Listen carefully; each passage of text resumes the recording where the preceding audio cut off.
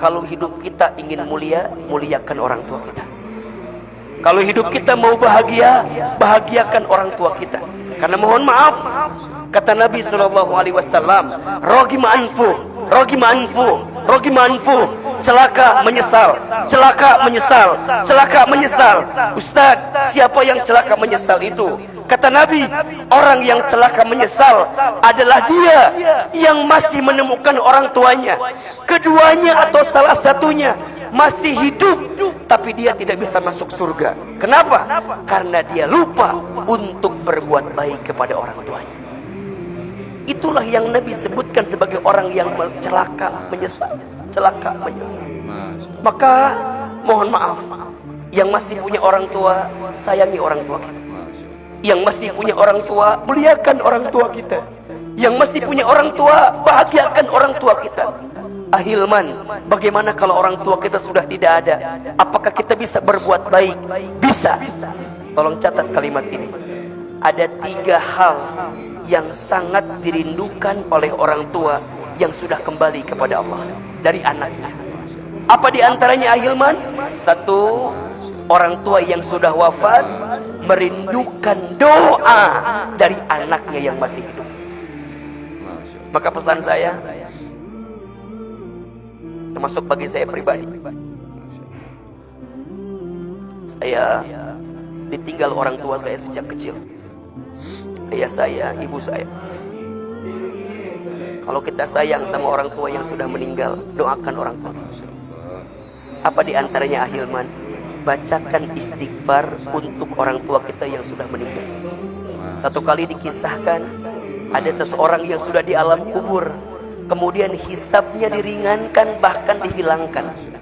Orang itu kemudian bertanya, wahai malaikat Munkar Nakir, kenapa siksa kuburku hilang? Kenapa siksa kuburku berkurang? Apa jawaban malaikat? Iya, aku kurangi siksamu, aku hilangkan siksamu. Kenapa? Karena aku menyaksikan ada di antara anakmu yang membacakan istighfar untukmu. Maka ada satu doa yang langsung diabadikan dalam Al-Quran, doa untuk orang tua kita. Hafal apa enggak doanya? Rabbi firli wali walidayya warhamhuma kama rabbayani shaghira. Apa artinya? Rabbi firli, ya Allah ya Tuhanku, ampuni dosaku. Wali walidayya, dan dosa kedua orang tuaku. Warhamhuma, dan sayangilah kedua orang tua kami ya Allah, keduanya. Kama rabbayani shaghira, sebagaimana mereka menyayangi kami sejak kami kecil. Maka ini pesan. Yang pertama, doakan orang tua kita. Karena orang tua yang ada di alam kubur menanti doa dari anaknya. Wabil khusus istighfar dari anaknya. Mohon maaf, mungkin orang tua kita ilmunya kurang, mungkin dulu orang tua kita ibadahnya kurang. Karena apa? Karena sibuk ngurusin kita, karena sibuk banting tulang mencari nafkah untuk kita. Maka jangan pernah sesali keadaan orang tua kita, jangan pernah menghina keadaan orang tua kita. Karena pada titik hari ini kita mendapatkan banyak kebaikan karena ada doa dari siapa? Orang tua kita. Yang kedua, apalagi Ahilman, lanjutkan kebiasaan baik orang tua yang dulu pernah dilakukan oleh orang tua kita. Orang tua kita senang kalau anaknya melanjutkan kebiasaan baik orang tuanya. Maka setiap anak harus tahu orang tua kita punya kebiasaan baik apa, nanti dilanjutkan, jangan sampai terputus walaupun orang tua sudah kembali kepada Allah Subhanahu wa ta'ala. Maka kata Nabi, ada 3 amalan yang tidak akan terputus ketika orang meninggal. Yang pertama, sedekah jariyah. Yang kedua, ilmu yang bermanfaat. Dan yang ketiga, anak soleh yang mendoakan. Maka yang kedua, lanjutkan kebiasaan baik orang tua kita.